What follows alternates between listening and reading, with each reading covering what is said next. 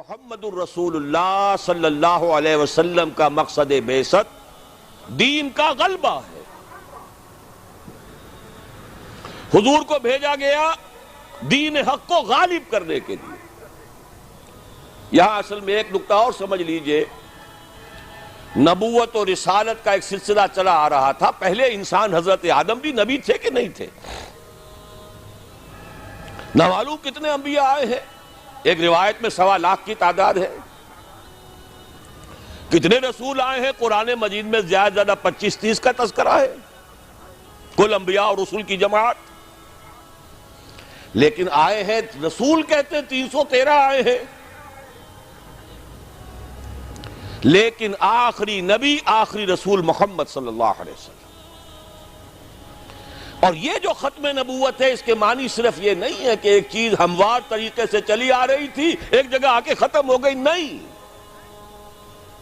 نبوت و رسالت تدریجاً ترقی کرتے ہوئے، بلندی کے منازل طے کرتے ہوئے اپنے نقطہ عروج کو پہنچ کر ختم ہوئی۔ یہ تکمیل رسالت اور تکمیل نبوت، یہ فضیلت محمدی کی بنیاد ہے صلی اللہ علیہ وسلم۔ لہذا آج میں نے جو دن میں بات عرض کی تھی، رسالت کی تکمیل کا سب سے بڑا مظہر کیا ہے؟ کسی اور رسول کی دعوت اور تبلیغ اور تنظیم اور جہاد اور جد و جہد کے نتیجے میں اللہ کا دین غالب نہیں ہوا، سوائے محمد الرسول اللہ صلی اللہ علیہ وسلم۔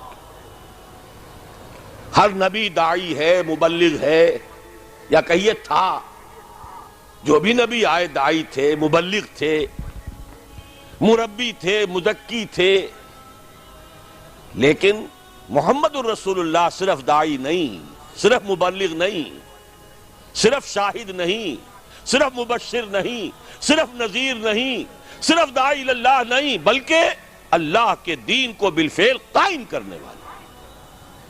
زمین و آسمان کا فرق ہے۔